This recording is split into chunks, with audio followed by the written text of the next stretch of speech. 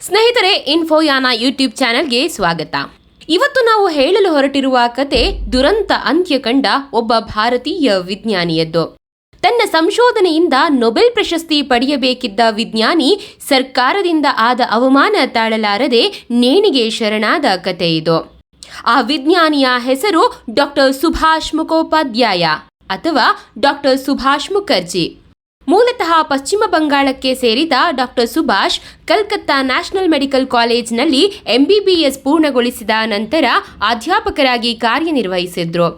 ಕಲ್ಕತ್ತಾ ವಿಶ್ವವಿದ್ಯಾಲಯ ಮತ್ತು ಸ್ಕಾಟ್ಲೆಂಡ್ನ ಎಡಿನ್ಬರ್ಗ್ ವಿಶ್ವವಿದ್ಯಾಲಯದಿಂದ ಡಾಕ್ಟರೇಟ್ ಪದವಿ ಪಡೆದಿದ್ದ ಡಾಕ್ಟರ್ ಸುಭಾಷ್ ಮುಖೋಪಾಧ್ಯಾಯರಿಗೆ IVF ತಂತ್ರಜ್ಞಾನದಲ್ಲಿ ಹೆಚ್ಚಿನ ಆಸಕ್ತಿ ಮೂಡಿತ್ತು. IVF ಅಂದರೆ ಇನ್ವಿಟ್ರೋ ಫರ್ಟಿಲೈಸೇಷನ್, ಮಕ್ಕಳಿಲ್ಲದವರ ಪಾಲಿನ ದೊಡ್ಡ ವರ. ಅವತ್ತಿನ ಕಾಲಕ್ಕಿನ್ನೂ ಅಭಿವೃದ್ಧಿಗೊಳ್ಳದೇ ಇದ್ದ ಈ ತಂತ್ರಜ್ಞಾನವನ್ನು ಉತ್ತಮ ರೀತಿಯಲ್ಲಿ ಅಭಿವೃದ್ಧಿಪಡಿಸುವುದು ಡಾಕ್ಟರ್ ಸುಭಾಷರ ದೊಡ್ಡ ಗುರಿಯಾಗಿತ್ತು.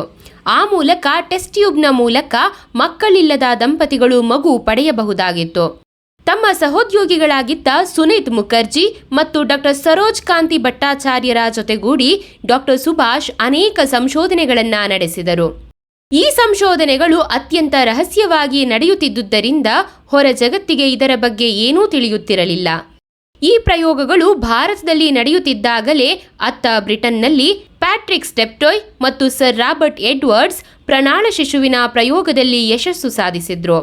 1978 ಜುಲೈ 25ರಂದು ಜಗತ್ತಿನ ಮೊಟ್ಟಮೊದಲ ಪ್ರಣಾಳ ಶಿಶು ಲೂಯಿಸ್ ಬ್ರೌನ್ ಎಂಬ ಹೆಸರಿನ ಮಗುವಿನ ಜನನವಾಯಿತು.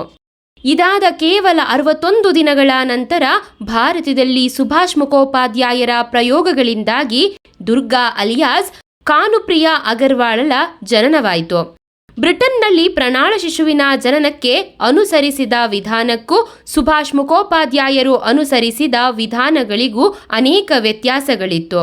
ಆದರೆ ಆ ಮೇಧಾವಿಯನ್ನ ಗೌರವಿಸಬೇಕಿದ್ದ ನಮ್ಮ ಸರ್ಕಾರ ಆ ವ್ಯಕ್ತಿಗೆ ಅವಮಾನ ಮಾಡಿ ಮನೆಗೆ ಕಳುಹಿಸಿತ್ತು.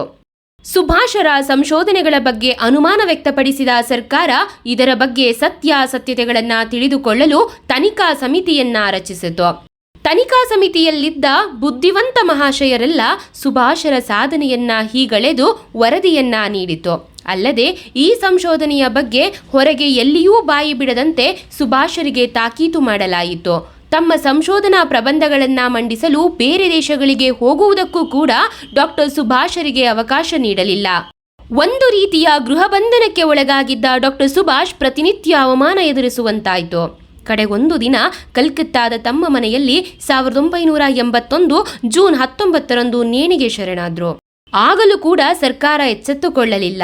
ಈ ಘಟನೆ ಕಳೆದು 5 ವರ್ಷಗಳ ನಂತರ ICMRನ ಡೈರೆಕ್ಟರ್ ಆಗಿದ್ದ TC ಆನಂದ್ ಕುಮಾರ್ ರವರು ತಮ್ಮ ಸಂಶೋಧನೆಯ ಮೂಲಕ ಹರ್ಷವರ್ಧನ್ ಎಂಬ ಪ್ರಣಾಳ ಶಿಶುವಿನ ಜನನಕ್ಕೆ ಕಾರಣವಾದರು. ಈ ಮಗುವನ್ನ ಭಾರತದ ಮೊದಲ ಪ್ರಣಾಳ ಶಿಶು ಎಂದು ಅಂದಿನ ಸರ್ಕಾರ ಘೋಷಣೆ ಮಾಡಿತು. 1997ರಲ್ಲಿ ಕಾರ್ಯಕ್ರಮವೊಂದರಲ್ಲಿ ಭಾಗಿಯಾಗಲು ಕೋಲ್ಕತ್ತಾಗೆ ತೆರಳಿದ್ದ ಆನಂದ್ ಕುಮಾರ್ಗೆ ಡಾಕ್ಟರ್ ಸುಭಾಷ್ ಮುಖೋಪಾಧ್ಯಾಯರ ಸಂಶೋಧನೆಗೆ ಸಂಬಂಧಪಟ್ಟ ದಾಖಲೆಗಳು ಸಿಕ್ಕಿದ್ದವು. ತನಗಿಂತ ಮೊದಲೇ ಒಬ್ಬ ವೈದ್ಯ ಭಾರತದ ಪ್ರಥಮ ಪ್ರಣಾಳ ಶಿಶುವಿನ ಜನನಕ್ಕೆ ಕಾರಣನಾದ ಎಂಬ ವಿಷಯ ಗೊತ್ತಾಗುತ್ತಿದ್ದಂತೆ ಆನಂದ್ ಕುಮಾರ್ ಅದರ ಸಂಪೂರ್ಣ ದಾಖಲೆಗಳಿಗಾಗಿ ಹುಡುಕಾಡಿದ್ರು. ಭಾರತದ ಪ್ರಥಮ ಪ್ರಣಾಳ ಶಿಶು ದುರ್ಗಾಳ ಪೋಷಕರೊಂದಿಗೆ ಹಾಗೂ ಡಾಕ್ಟರ್ ಸುಭಾಷ್ ಸಹೋದ್ಯೋಗಿಗಳೊಂದಿಗೆ ಚರ್ಚೆ ನಡೆಸಲಾಯಿತು.